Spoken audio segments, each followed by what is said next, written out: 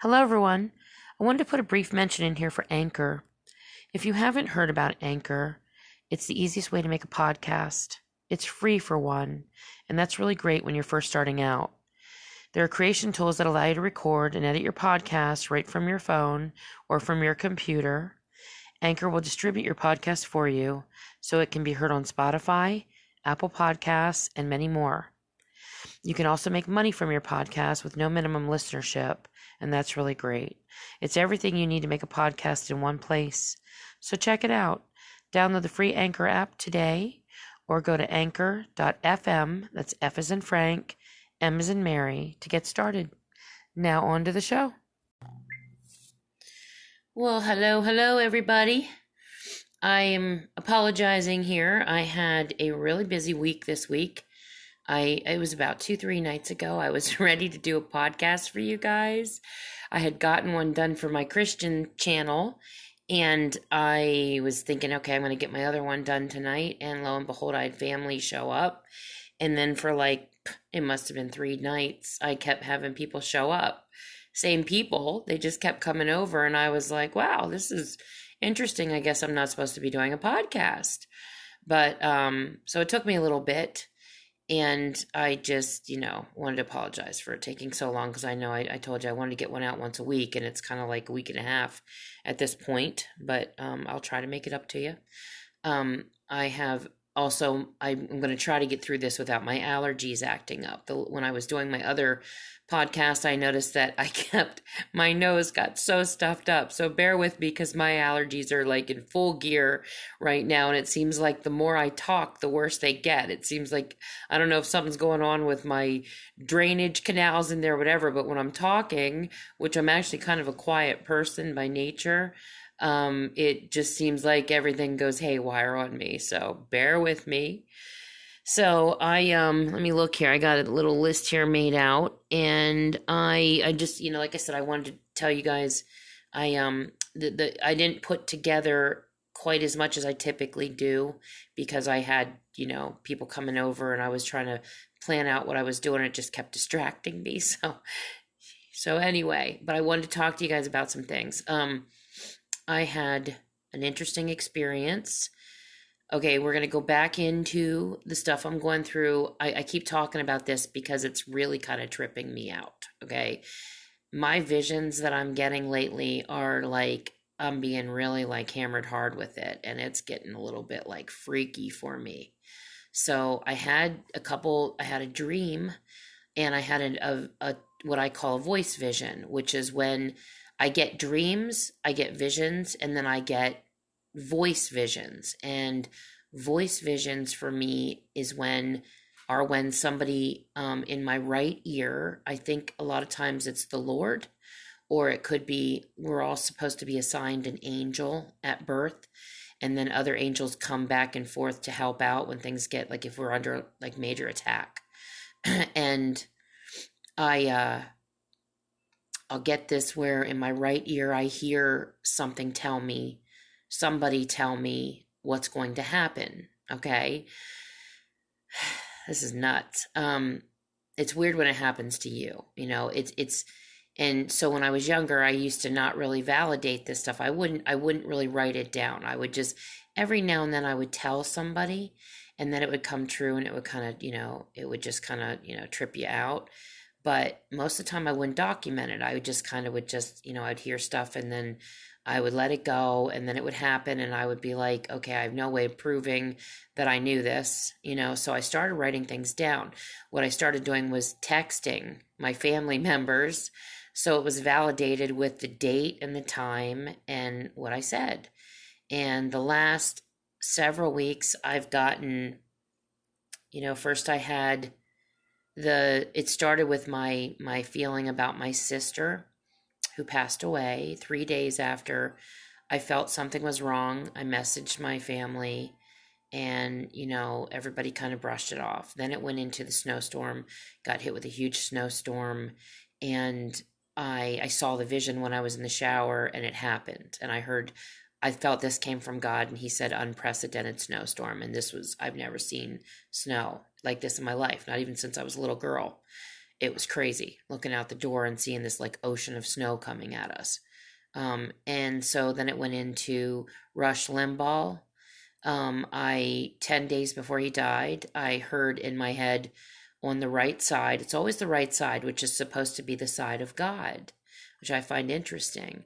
Um, or the holy side. And it said that I heard the radio announcement of Rush Limbaugh's death.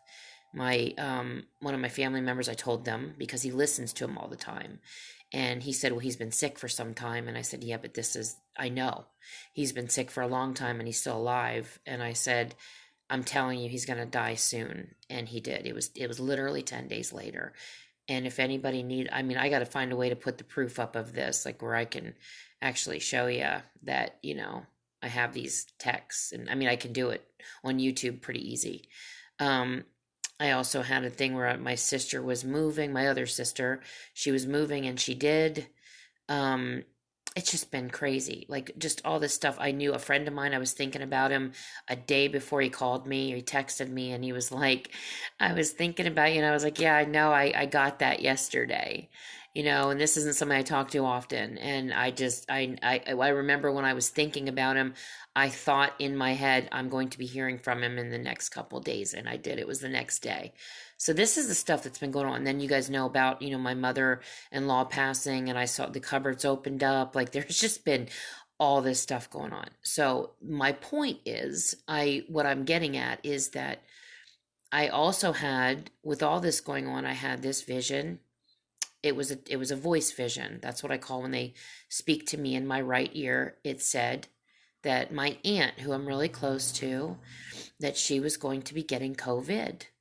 And I don't go around her. I haven't seen her in months because, just because of COVID. I've just been keeping to myself. I actually do the curbside pickup now at the grocery store and stuff because I try to stay out away from people because I have an immune system issue and I'm like, a candidate for possibly, something could go wrong maybe, or maybe my body's strong enough to fight it off. I'm not sure. Sometimes they say with immune system issues, your immune system's actually working so well, it's actually working too well.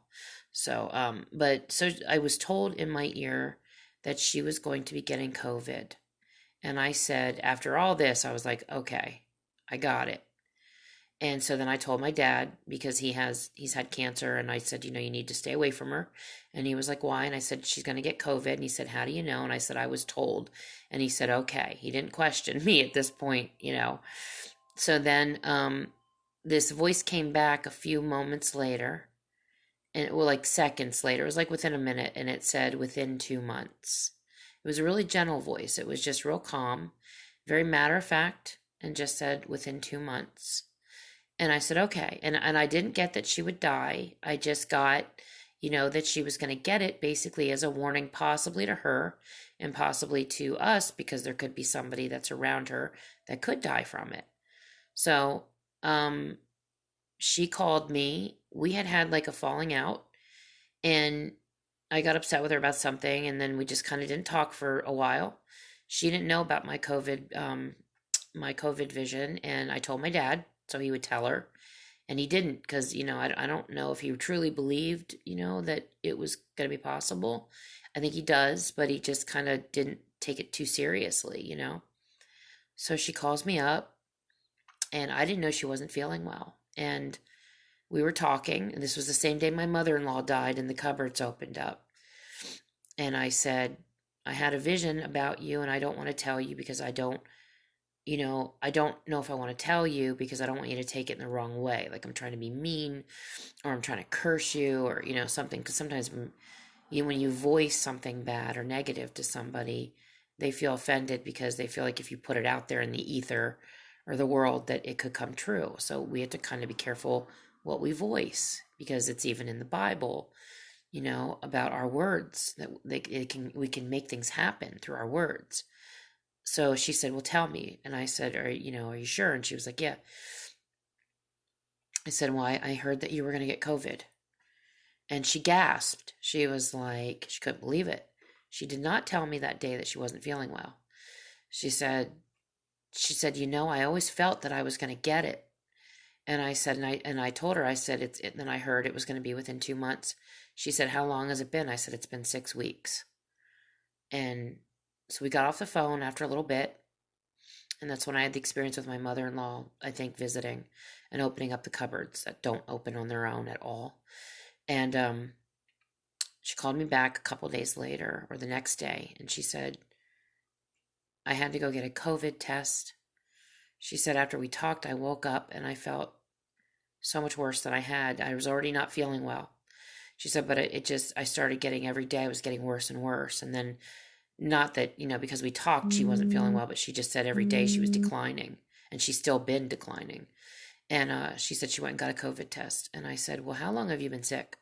And she said, about 2 weeks. She's been sick for 2 weeks. And I said, at this point, if you get a test, it's going to be a false negative. And she didn't know that. And her doctor told her that, and my doctor told me too, that if you wait about 2 weeks, if you wait a certain amount of time, the test is pretty much going to read negative, but you're still dealing with the symptoms and stuff. So she was praying it was COVID, and it came out, it was a negative, but she just kept getting sicker and sicker and sicker. So she finally went to the doctor the other day, and he told her she probably had COVID. He said he was pretty sure she had COVID, but that her test would read negative because of the time frame until she went in and got checked. And I told her, I said, I'm telling you, you have COVID. I didn't get that vision for nothing. So it was pretty fascinating. But she thought it was just crazy that her doctor basically told her she has COVID. Her symptoms are all, kind of or pointing towards COVID, and she's super weak and fatigued and just she's never felt like this ever. And she's had other symptoms of it too and stuff.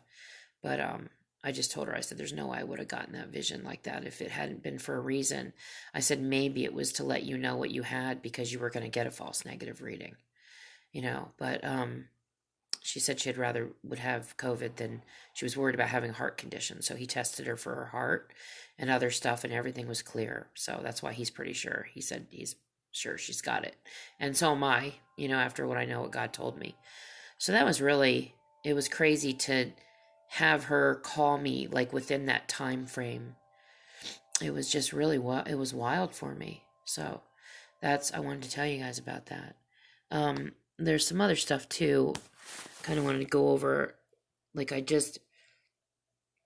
kids used to tease me all the time about coming home.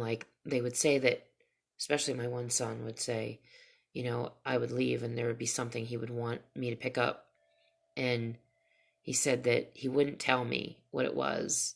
He would forget to. And it was something I don't usually get. It was something out of the ordinary. And he said, I swear to God, Mom, he said, every time you come home with it, he's like, I don't know what that is, with you. And I thought that was pretty cool, And my mother was like that with me. She said one time, my mother and father, I think, were both sensitives because my mom said, I know my dad is. And my mom said that there was one time when I was little, I was 4 or 3, and I had a dog bite my head open. I went across the street, and everybody was across the street. I was at my other grandmother's house, and I just wanted to be with them. But I was little, but I felt big. In my mind, I felt so much bigger than I was, and I ran across the street anyway. I didn't listen. And I went over with all of them, and they were all standing there talking, and there was this boxer, and I started to pet it, and the guy said, don't pet that dog, it's kind of mean. And I didn't listen, because I was a brat, and I started to pet it, and I went, I said, hey, Jeff, look, I'm petting the dog. And I kind of yelled it, but it wasn't bad, but it was just like a little bit of a yell. And the dog literally knocked me down and just started biting my head open, like it was bad. And I was screaming. I remember I was rolling down the embankment, but to me it felt like a huge hill. But when I look back now, if I go by the street, it's just this little embankment, but when you're a kid, everything's so big, And they got the dog away from me. And I remember walking along the sidewalk, and I had blood pouring out of me, and I felt like the movie Carrie, and she had that blood that poured down her body. That's how I felt. I was like, I'm going to die. I have blood everywhere. It was just all over me. And so basically this dog mauled my head. I don't know how I don't have bald spots all through my head. I actually do have some scars, and they're pretty good scars, but my hair covers it up miraculously. But you can still see them if you look for them. So I remember I went into the house and my grandmother, everybody was freaking out, and I was screaming and crying, and they shoved my head in the sink trying to stop the bleeding. Then they rushed me to the hospital. And I remember I was all upset in the ambulance because I wanted my Grammy to come with me, and she wasn't allowed to ride with me back then. They had to meet me at the hospital. And I remember being in the operating room, and I was literally in an operating room, it seemed like, and they put me under. They actually put me under, and I felt needles going into my head as they were doing it. And I was just like, it was so painful, you guys. Like the needles that go into your head for stitches, like your actual scalp. This was painful. Unless it was needles to numb it. I'm not sure, but it felt, they said it was stitches. So, but I think they put me under, and I woke up and my head was all bandaged up and I looked like a mummy, and I was excited because I could have ice cream. It was so funny, which it's just comical. But my mom was away on she was away on her what's it called, honeymoon with my dad, because they got married after I was born. And I was with my Grammy. I was staying with her, and she didn't know about the accident. She knew nothing about it.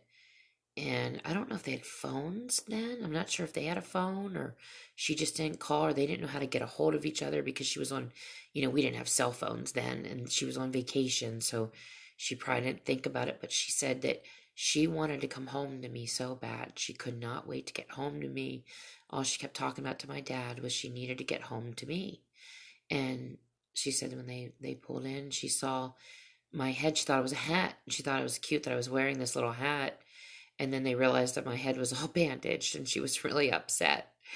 But it was just something that, it was so weird that she felt that something was wrong, you know? And I know they used to talk to each other in their sleep, but like their friends said they would dream and they would be sleeping sound asleep next to each other, and they would have full conversations with each other and answer each other while they were sleeping. So I think that's where this gift of mine comes from. I think that's where I get it from.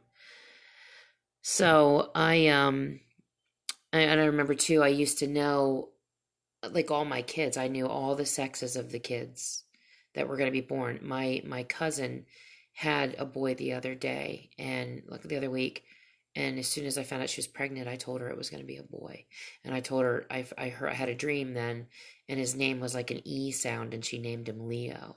And I thought that was crazy, because I felt that in my dream, and I knew his middle name, like because he was named after her brother. So that was pretty crazy. But it's just stuff that I'm going through, that is interesting stuff. And I wanted to share some of the stuff with you guys so you kind of understand where some of these visions and stuff I get are coming from. It's just like some people are just open to this stuff. I truly believe we all have it. I think that some people are just more intact, in tune with it. They say that people that have near-death experiences especially get really opened up to stuff. And now I've always had this since I was a kid, but it did seem like it got a lot stronger one time after, not one time, but I mean after I had a really bad miscarriage, and it almost killed me. And I also had a car accident that almost killed me. And especially after the miscarriage, this was bad. Like I was bottoming out. Like my blood pressure was out. And I remember being in the ambulance and I was blacking out, seeing black, and it was stuff. And they said my blood pressure was bottoming out. So I was leaving, and I was bleeding to death. And I shouldn't have even been like dismissed from the hospital. It was bad. It was that bad. It was crazy. I think I left the hospital with like half the blood in my body that day, which can actually put you into irreversible shock and you can die from. But the doctor at the time didn't know it. Hang on, I need a drink here. So I just felt like I wondered if maybe some of these abilities got stronger. Like I already had them, and then things just kind of got stronger and escalated after this kind of stuff happened. But that's an interesting thing to, think about with some people. They have like no abilities, and then they have a near death experience, or they actually die and come back, and they seem to be opened up, like a veil is lifted. So if any of you have anything like that, that would be interesting. Send me some of your stories. I would love to hear some of them. If anybody's got like anything, I would love to hear some stories. So, but that's just some interesting stuff. And I wanted to tell you too, there was a night I was here at the house, and we had been seeing like shadows and stuff walking to and from, like underneath doorways. And it was pretty, obvious that it wasn't anybody in the house. It was something else. Like you could see like feet walking underneath doorways and shadows and stuff like that. And there was a back bedroom that we have here that hadn't been slept in quite a while. And I went back there one night to sleep. And I remember I felt there's a room across from it that's a den. And I'm talking, it had been months since somebody had been back here. And these demons and spirits, they like to hide. They like to be in places that are like less inhabited. They like to, attics and basements and things like that. They tend to like to be in places that aren't bothered. And I remember the night I was laying in the back bedroom, and I couldn't sleep. I felt I was laying with the door open, so right across from me was that other room, and I felt that whatever was back there was standing in the den, just staring at me. And it was really uncomfortable because I could feel it so strongly. It was so strong, and I feel it here now. Like in our kitchen, there's a doorway that goes into like it's like a laundry room area, and everybody that comes here, that like in our family, they can all feel the same thing I do. We all feel it's in this doorway, and it just stands there and it stares at you. It watches you. I don't think it's anything bad, but it does indeed watch you. Like it just, you can feel it. And I don't know, like I've always felt it was a man. My daughter picked up a child in the house, and she's the one that's really super psychic, and she's picked up a child running around, and my son saw a girl with long hair, and she was a girl, like a child. And but like I said, I feel a male is what I feel. And then one night I was coming down my steps from the bedroom. I was walking down, and I literally felt something push me, and I fell down the steps. And this was, guys, this was not, this was not a fall. This was not a fall. It was something like you could feel that you got shoved down the steps. It was pretty crazy. It didn't really feel like it was like a violent push, like where it was doing it to hurt me. It felt like it was almost doing it just to kind of shove me, either to be playful or to just kind of get, a laugh to themselves, or, just maybe being annoyed with me. I wasn't sure. I kind of felt annoyance from it, but it was really wild feeling to get a push like that down the steps. And then one night I was eating sunflower seeds. This was the night that I had before. The wind is really picking up here. It's really crazy. We've got some really crazy wind going on out there, which is kind of neat right now. I should be outside doing this because we're in the dark, remember? But the night that my mother-in-law, I saw her, I saw the cupboards open. I forgot to tell you guys, I was eating sunflower seeds, 2 capfuls of them. I had 1 capful.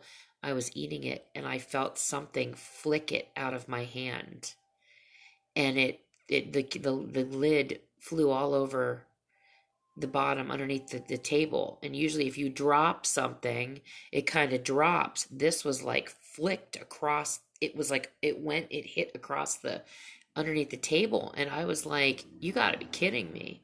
And so I picked it up, because you're always trying to convince yourself that you must have done it. That must have just been me. I'm imagining stuff. But after a while, when so many things happen to you, you start to realize that no, this really is stuff that happens. So I filled up the cap again, And I don't drop anything, especially my sacred sunflower seeds, because I absolutely love sunflower seeds and I would not drop them, trust me. And so I hold on to them for dear life because I love those things. I can sit and eat a jar of those a day. Um, I filled up the cap and it happened again. But this time I kind of caught it.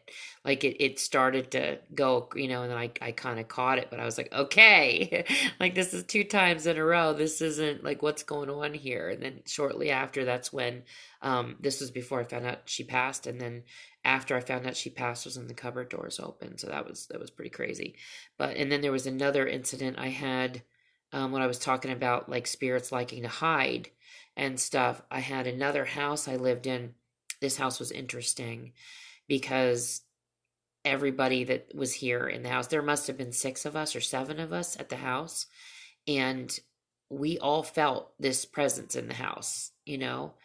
I think there must be, with all the people that have lived at this point, that have lived and died, I think our earth got really polluted with spirits and demons and stuff, that to the point now where almost any house you go in, you can feel something, whether it's from the home or it's from the area. They kind of go in and out of homes. They go to the areas, but it seems like, our surroundings are just kind of filled with spirits now.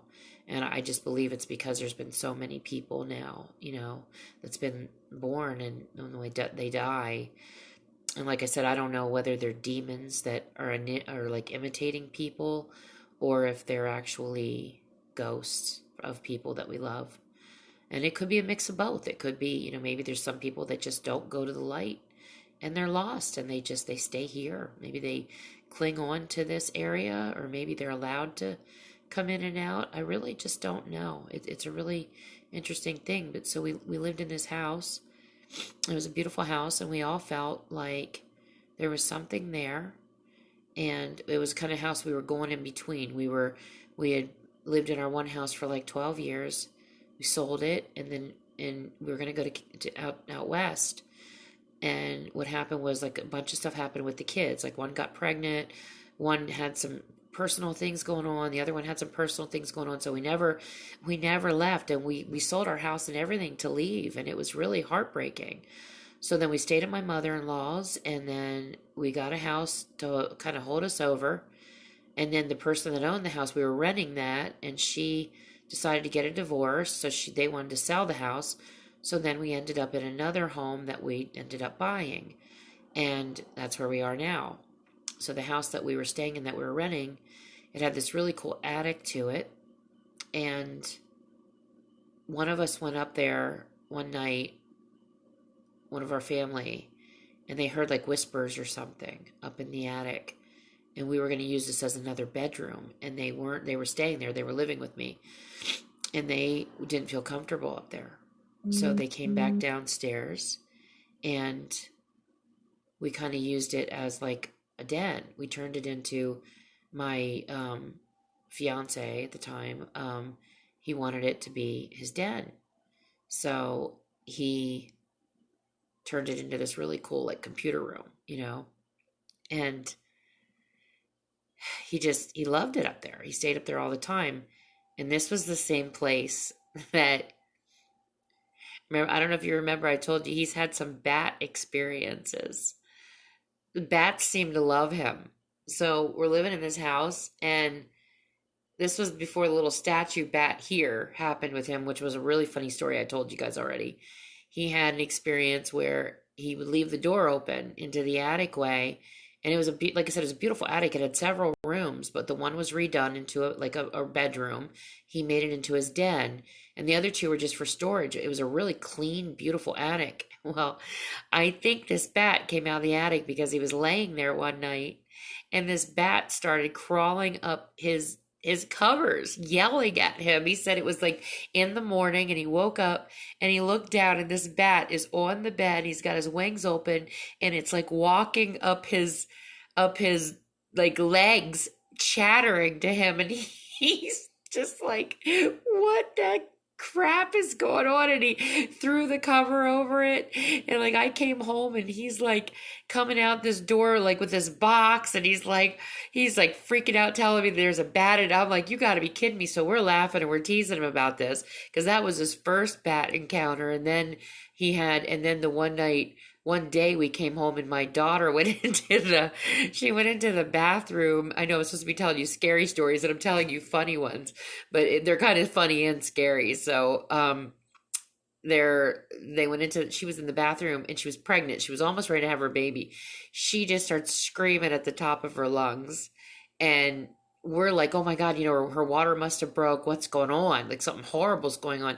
She's like, there's a bat, there's a bat. And so she's like, we get in there. I guess she went to shut the door and it caught the bat's wings. It's probably the same bat. He probably let it go and then it got back downstairs again because it probably would have migrated right back to where it lives. Because I mean, it was right there. Like if you leave it out in the yard, it's going to come right back to its nest. And apparently it liked being downstairs. So, she caught the wing and it's squealing and then we get up there and we get it out. Matt got the tongs and he actually carried this bat outside with the tongs by its wing because we don't like to kill things. So not if we don't have to. And this thing flies out.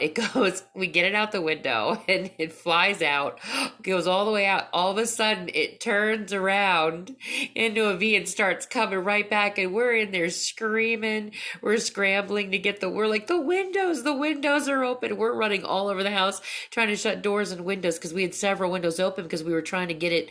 We had different windows open in case it was going to fly around and we wanted it to go outside. So we opened up the whole house, and it was just awful.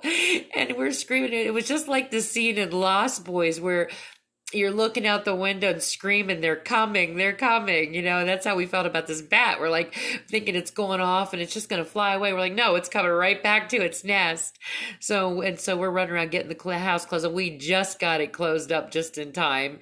And of course it went right back up to the attic again, I'm sure, got in there or wherever it was, but it was just unreal. So we had these funny bat stories, but this was the house where I went up to the attic one night and it was in the daytime and I was walking back to the attic to the back area to get something. I was getting a tote or something and this was like a really clean attic. Like you didn't see bats.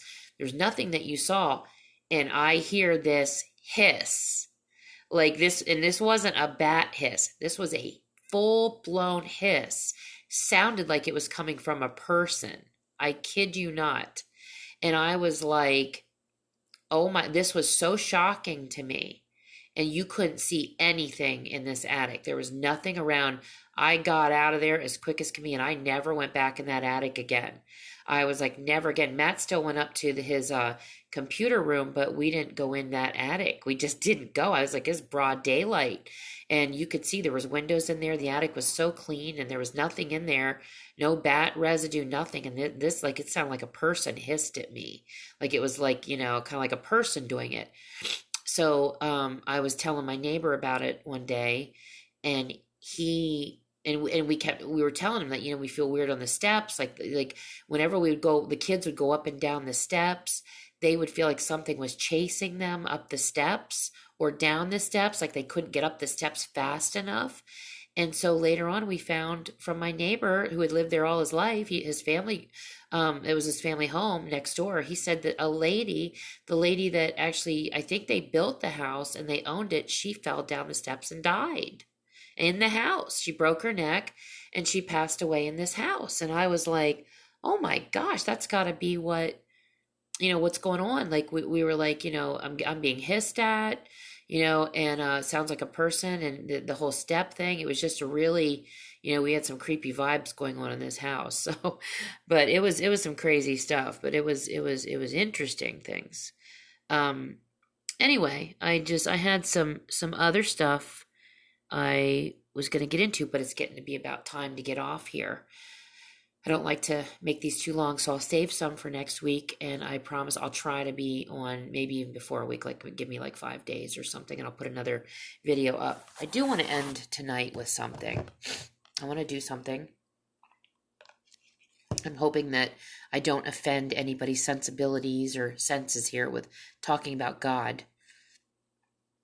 I want to tell you about a near-death experience that happened. That it wasn't to me. It was just a near-death story, and I think it's a really cool story. I loved it. It's just something to think about. I just want you to think about this. Um, there was a kid named Tim, and he was with his family, and they went like on vacation. They were swimming, and something happened in the water where he got knocked out, and he drowned, and he died, and he felt his body come out of he found his soul come out of his body. And he said he didn't know anything about Jesus. He didn't know about God. He wasn't taught. They weren't religious or believers, or however you want to word that. And he said that he wasn't really taught much about the Lord. But when he died, he came up out of his body, and he's underwater, and he sees what he later told his mom was the rock and roll dude. And his mom was like, "What do you mean the rock and roll dude?" He goes, "I saw the rock and roll dude walking towards me with his hand outstretched to me, Mom." And he said, "Well, who was it?" And he said, it was Jesus. He said, "I'm pretty sure it was Jesus at the time." And then later he knew it was Jesus.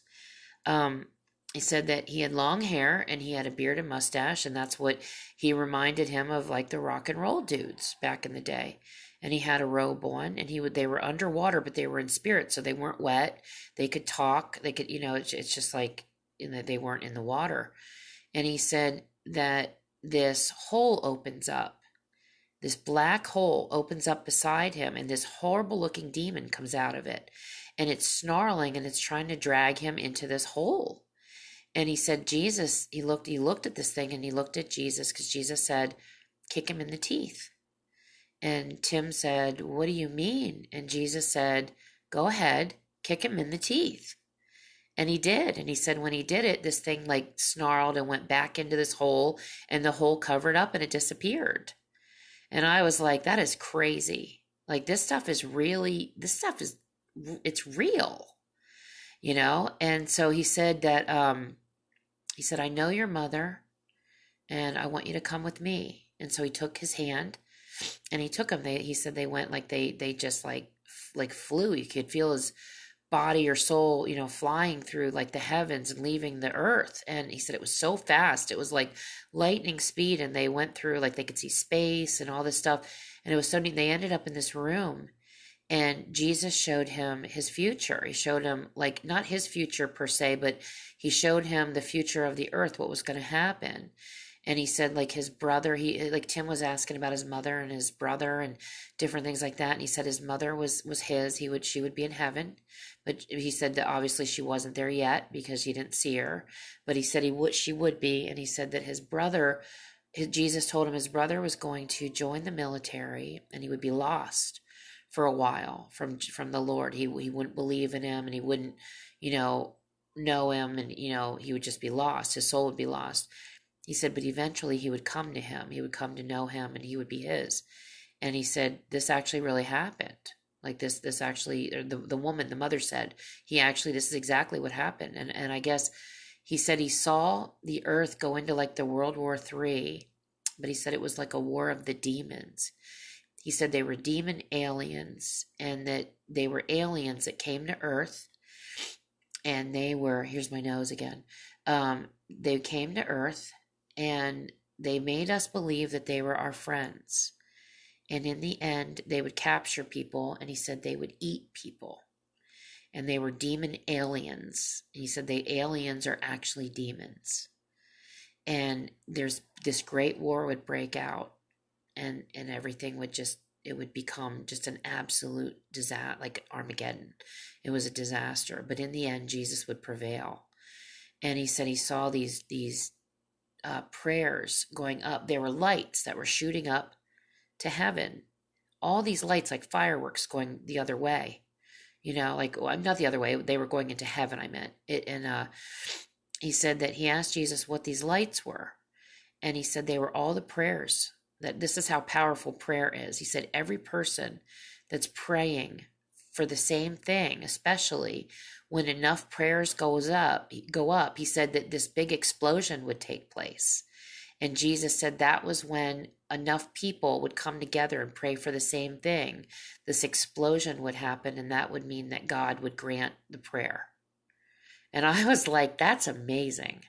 Like, this is how powerful prayer is, that, you get, I mean, that God's watching these lights, like almost like, flashes of light beaming up to heaven, and then all these prayers go up and boom, it just explodes and God grants the prayer. I thought that was amazing, but it was an amazing story. And so then what happened was he came back, he was sent back, but he wasn't cured. He was sent back for his mission, and his mission was to lead people to God. He lived like another 3 to 5 years. It was a few more years, and he died. And he died because of complications from the drowning. He never was right after the drowning, but he had fulfilled his mission. And his mother said that the day of his funeral, there were just hundreds of people that showed up, and so many people came to the altar that night and were saved. They accepted Jesus and they were saved because of her son. And they all said he was like the nicest kid they'd ever known, the most caring, sweetest soul they ever knew. So I thought that was really special. But the thing that struck me about this that I found really fascinating was that I remember one day I used to believe in aliens. I used to believe, I still believe in them. I believed that God had created other races that he just didn't tell us about because he didn't feel that we needed to know. I felt that, he just created other races. Maybe he was disappointed in us and he decided to create more races, or, just created different things. And I was like, well, that would be cool, and that's probably what the aliens are. And I don't know, it was weeks later, I heard the Lord say to me, no, Tracy, he said, the aliens are demons. And I was just shocked because this was not something I would ever think. I never in a million years would have thought that aliens were demons. This just literally, and I knew it was the Lord. It says in the Bible that his children know his voice and they hear him. And you do. Like, when you get close to God, you do hear Jesus. You hear him talk to you. And like I said, it's always in my right ear, which is the side that's like God's preferred side. So it was pretty fascinating to me that he told me that. And I was like, wow, that explains everything.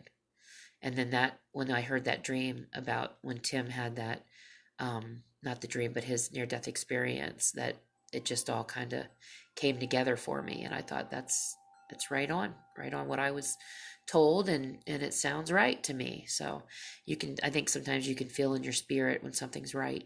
And when it sounds right, you can feel it. It's called discernment, when you feel in your soul that it's right. So that's what I have for you guys this week. I hope you enjoyed this tonight. It was a little lighter. It wasn't as heavy, but it was more into the supernatural, like the spiritual stuff. That's a lot of what I get. So I might actually go. We're thinking about doing like a Bigfoot hunt or something at some point, like getting in with a group of people and maybe going out in the woods some night and seeing, if we can see any kind of evidence or anything. I think that would be really cool. The other thing, Matt says he's still having nights where he hears things walking around on the roof of the garage. You have to understand too, the roof of our garage, we have the roof is 2 floors. So for him to hear something walking around out on that garage roof is saying something, because we have the lower part of the garage and then there's a whole second floor to it. So if there's footprints going on that roof and he's hearing it and it's heavy, that must be something that's pretty big. So we're gonna put cameras out there and we're gonna see. I'm gonna get some night vision, like hunting cameras. I'm gonna put them outside, and we're gonna see what we can find out there, because there's some strange activity out back there of our house. We've had orbs. He's had nights where he felt something lift off the roof and jump onto the neighbor's garage roof, which is really far away. So it was like it almost had to be flying, or it was really big. And there's some weird feelings out there. So we're going to do some stuff with cameras and see what we come up with, and I will share them with you. So you guys, please send me stories. Please send me stories. I really need stories. And please, if you're on YouTube, hit the like and subscribe button. It really helps me to know that you're enjoying the channel. Comment. Please keep it nice. No negative comments that are bad. I want to keep it respectful with everybody. But just, please like and subscribe. It'll really help for the YouTube channel and on my Anchor and Spotify and all that stuff. Just, give me a clap. That would be cool. Just so I know you guys are enjoying yourself. But I should be back soon. You guys have a great evening and you take care of yourself. Bye bye.